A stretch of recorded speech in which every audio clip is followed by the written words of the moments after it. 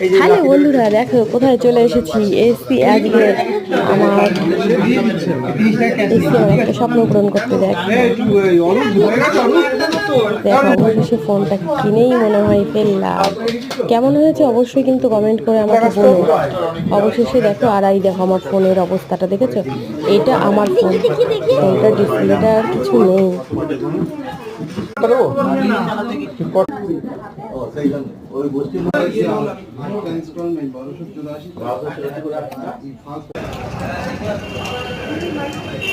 কেমন বৃষ্টি হচ্ছে দেখো, বুঝেছো?